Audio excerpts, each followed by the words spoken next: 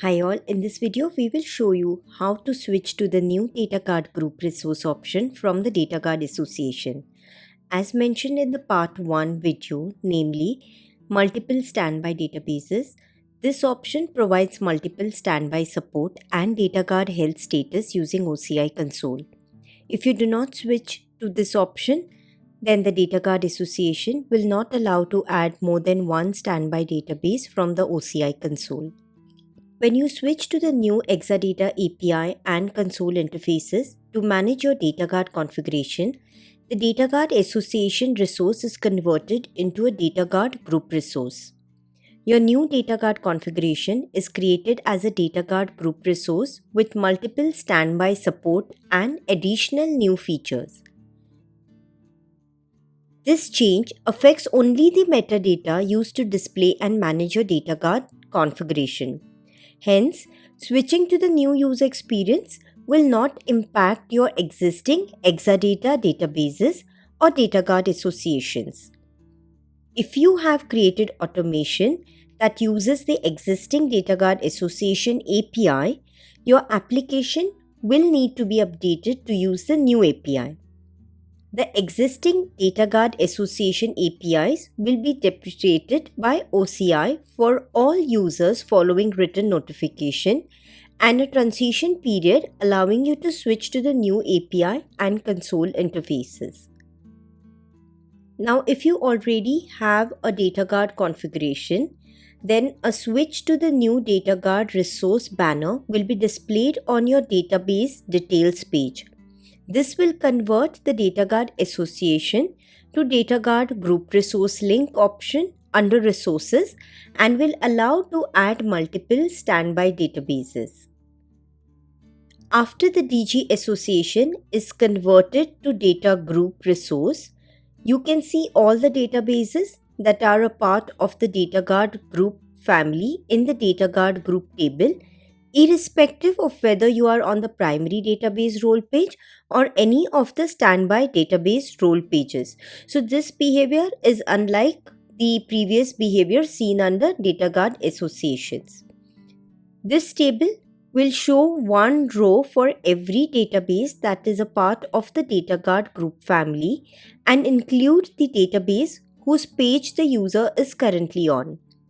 The row representing the database whose page the user is currently on will not have the hyperlink against the member column. Member, VM cluster or DB system, role, region, protection mode, transport type, apply lag, transport lag, lag as of which is the transport lag refresh timestamp, and DataGuard type are the information that is visible in the table under the DataGuard group resource table. So let's see this behavior in our DataGuard environment. So in our Amsterdam region, in my cluster 1 I have the primary and in my cluster 3 I have a local standby database.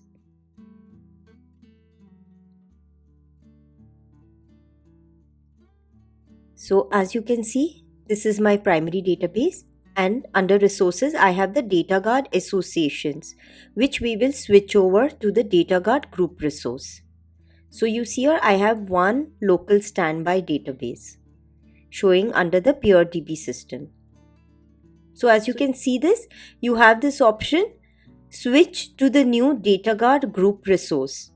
Okay, now with this option, you will be converting, or rather I could say you would be migrating from the DataGuard associations to this DataGuard group resource. Okay, so once you finish the migration or once you switch over to this new resource group, you will be able to add multiple standby databases. So you can add 6 more standby databases. That is, in this case I already have one local standby database, so I can add more 5 standby databases.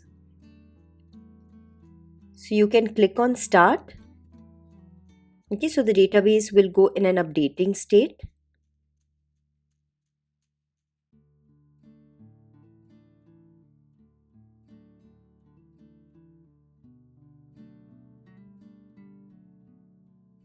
So you can monitor the work request.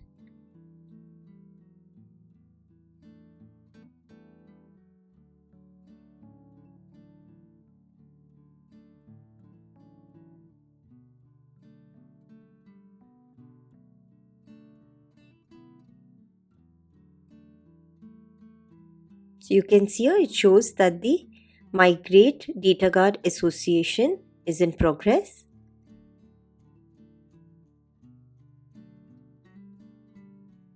You can now see that it is doing the Migrate Standby Data Guard Association, which is also, it would be considering to migrate the option on the local standby that we have.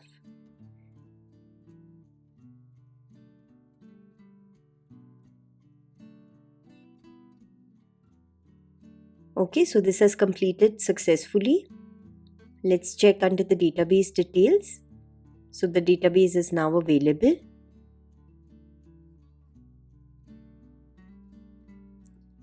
So if you see here, the Data Guard Association is now changed to the Data Guard Group option. Okay, and both the databases, the primary as well as the standby, is listed here.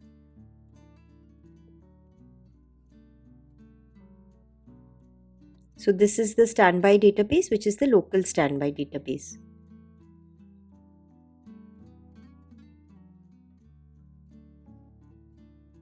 Okay, you can also check that the Data Guard Association has been changed to Data Guard Group over here.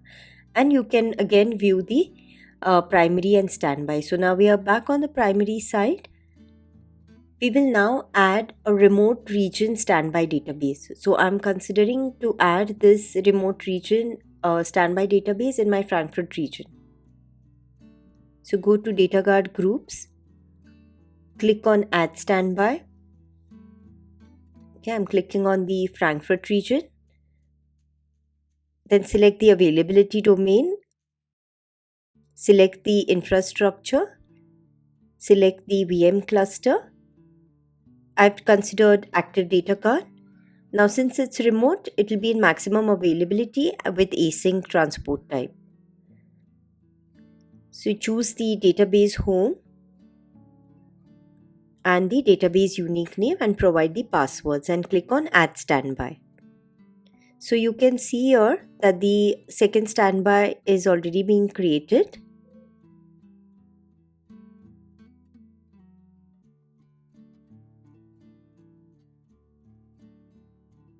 Okay, you can go to the remote standby database and monitor the progress from here.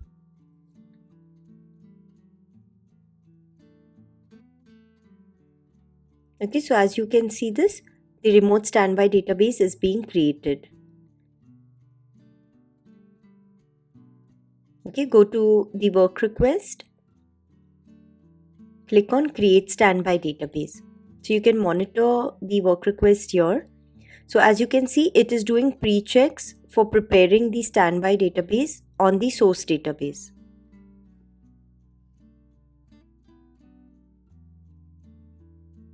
It is now doing the pre-checks for configuring the standby on the target.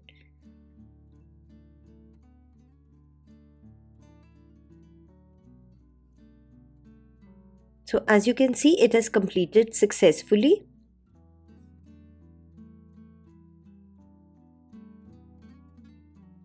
To go to the database details, click on Data Guard Group, and you can find the Data Guard configuration over here.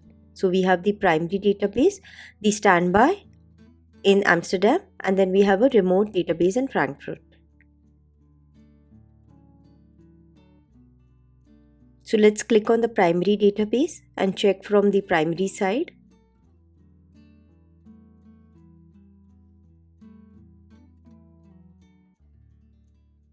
Click on Data Guard Group. So as you can see over here, you have the configuration where you have one primary in Amsterdam, then you have the first standby, and then you have the second standby, which we have created in the remote region. Thank you for watching.